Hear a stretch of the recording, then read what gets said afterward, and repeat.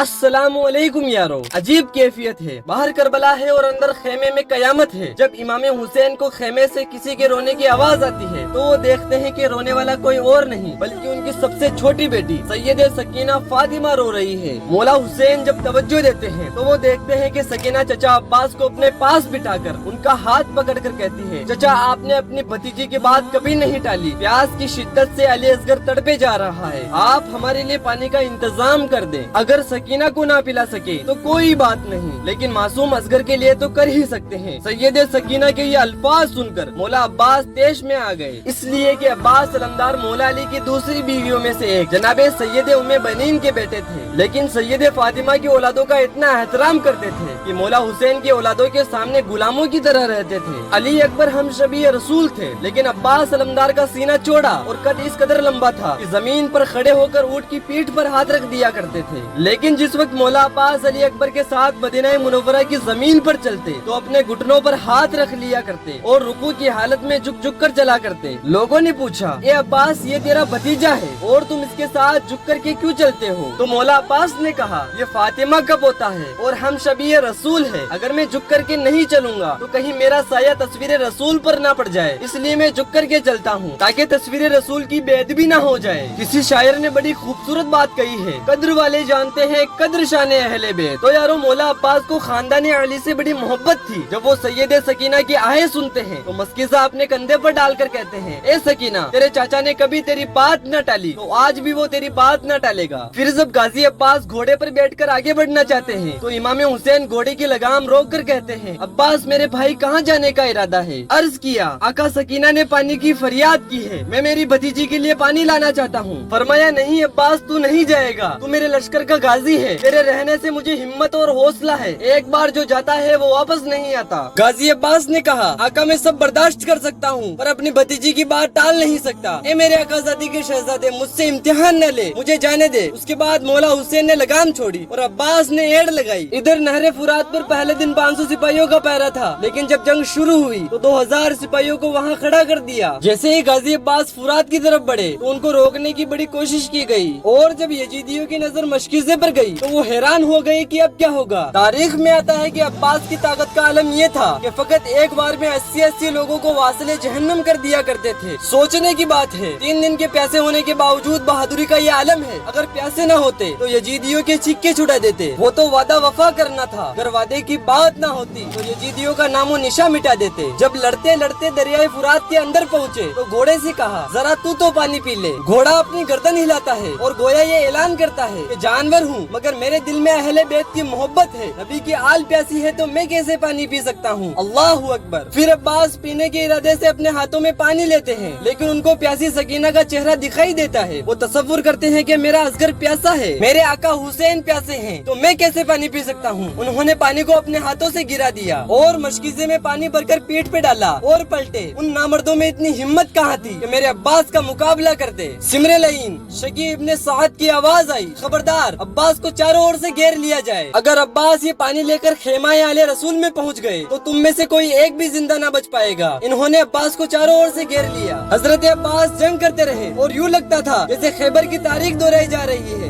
एक तरफ हाथ चलता है तो यजीदियों के सर गाजर मूलियों की तरह कट कट कर गिरते हैं, लेकिन पीछे से एक नामर्द ने आकर अब्बास के दाएं हाथ पर वार किया। आपका हाथ कटकर नीचे जमीन पर गिर गया। आपने दूसरे हाथ में तलवार थामी और मशकीज़े को अपने दांतों में पकड़ा। अभी भी मुकाबला जारी था। अब्बास इस तसव्वुर में थे कि बस कुछ फासला और है, फिर मैं अपने सकीना को, अपने असगर को पानी के चंद कतरे पिलाऊंगा। उनको अपने हाथ कटने का गम न था। एक बदबख्त ने ऐसा तीर चलाया कि वो मशकीज़े को चीरता हुआ हजरत अब्बास के सीने में जा लगा। अब्बास फूट फूट कर रोने लगे। जान जाने का कोई गम न था। बात ये थी कि वो सकीना और असगर की मुराद पूरी न कर सके। जैसे ही तीर सीने में आया वो जमीन पर आए और आवाज दी, आका हुसैन अपने गुलाम की मदद कीजिए। आका हुसैन ने जैसे ही आवाज सुनी दौड़ कर आए, देखा कि अब्बास के दोनों बाजू कटे हैं। आका हुसैन ने अब्बास के सर को अपनी गोद में लिया, मुंह को साफ किया, जुल्फे सवारी और गम के मारे सीने में दर्द के मारे आवाज आवाज आई, कहा अब्बास कैसे हो? मेरे भाई मेरी तमन्ना ये थी कि तू जिंदगी में एक बार मुझे भाई कहता। कहा नहीं मौला, तू तो मेरा आका है, नबी की बेटी का शहजादा है। और अब्बास ये कहकर मुस्कुराने लगे। आका हुसैन ने कहा भाई तुम मुस्कुराते हो? अब्बास ने कहा आका मेरी आंखों के सामने अम्मी फातिमा का चेहरा नजर आता है, बाबा अली का चेहरा नजर आता है, नाना मुझे हौजे कौसर पे दिख रहे हैं, उनके हाथ में ठंडे पानी का प्याला है। नाना कहते हैं अब्बास देर न कर जल्दी आ, इसलिए मुस्कुरा रहा हूँ। मेरे आका हुसैन ने अब्बास की पेशानी पर हाथ रख के कहा अब्बास तुम मुझसे पहले जा रहे हो, नाना को जाकर मेरा हाल सुनाना और कहना जिस हुसैन को आपने कंधों पर बैठाया था वो जान तो दे रहा है लेकिन ईमान का सौदा नहीं कर रहा है। बातें करते करते अब्बास ने अपनी आंखें बंद कर ली। अपने भाई का लाशा उठाते हुए बोले हाय अब्बास मेरी कमर टूट गई, अब मुझे सब्र की तलकीन कौन करेगा, अब मुझे हौसला कौन देगा, मेरे आगे खड़े होकर तीरों का मीना कौन रोकेगा। आका हुसैन कटे बाजू वाले अब्बास को खेमे की तरफ लेके जाते हैं। औरतों की चीखें निकल गई, खेमे में कयामत तारी हो गई। सकीना ने कहा चाचा आ गए। अब्बास ने कोई जवाब न दिया तो सकीना गिरेबान हिलाते हुए बोली आपने जाते वक्त कहा था कि आप पानी जरूर लाएंगे तो ले आए पानी। मौला हुसैन ने बेटी को सीने से लगाकर कहा बेटी जो दुनिया से चले जाते हैं वो बातें नहीं किया करते, तेरा चचा अब्बास दुनिया से कोच कर गया है, अब वो तुझसे कोई बात नहीं करेगा। सकीना ने मासूमियत में कहा बाबा क्या चचा मुझसे नाराज हो गया है जो मुझसे कोई बात नहीं करेगा? तो कहा नहीं बेटी वो तुझसे नाराज नहीं हुआ है बल्कि तेरी खातिर उसने अपनी जान का सौदा किया है। अभी अब्बास की लाश रखी गई थी, घर की औरतों को तसल्ली ही दी जा रही थी कि मौला हुसैन ने मैदान करबला में जाने की तैयारी शुरू की। जवा साल बेटा मौला अली अकबर खड़े हुए और कहा नहीं बाबा जब तक मैं हूँ आप मैदान करबला में नहीं जाएंगे, आप मुझे इजाजत दें मैं करबला के मैदान में जाऊंगा। मौला हुसैन ने जब पहली बार बेटे के मुंह से ये गुफ्तगू सुनी तो आंखों के सामने अंधेरा सा छा गया, आंखों में आंसू आ गए। मौला हुसैन ने कहा अली अकबर तुम जाओगे? नहीं ये नहीं हो सकता, वो मेरे खून के प्यासे हैं, मैं तुम्हें जाने की इजाजत नहीं देता। 18 साल के अली अकबर ने अपने बाबा के दोनों हाथ पकड़ कर कहा क्या कभी ऐसा हुआ है कि मैंने इल्तिजा की हो और आपने उसे पूरी न की हो? अब तेरे बेटे की एक ही तमन्ना है कि मैदान करबला में जाकर अपनी जान अपने बाबा पर निसार कर दूं। हम शबीए रसूल अली अकबर से कहा बेटा मदीने वाले जब नाना को देखने की ख्वाहिश करते तो हसन या फातिमा को देखकर ख्वाहिश पूरी करते और अब वो कूच कर गए तो अहले मदीना और रसूलुल्लाह के घर के लोग तुझे देखकर अपनी तमन्ना पूरी करते हैं। तू तस्वीर मुस्तफा है बेटा, तू करबला में नहीं जाएगा। अली अकबर अड़ गए नहीं बाबा मुझे जाने दे वरना कयामत के दिन में नाना को अपना मुंह क्या दिखाऊंगा। हुसैन तेरे सब्र को सलाम। इमाम हुसैन अपने खूबसूरत बेटे के सर पर इमामा बांधते हैं। ज़ैनब लिपट गई ये नहीं हो सकता। मौला हुसैन घर की ख्वातीनों को संभाला देते हैं, कहते हैं बीबियों अब इसका आखिरी सलाम कबूल करो, अब इसकी सूरत तुमने देखना नसीब न होगी। मौला हुसैन अपने 18 साल बेटे को घोड़े पर बिठाते हैं और लगाम पकड़ते हैं, कहते हैं बेटा जा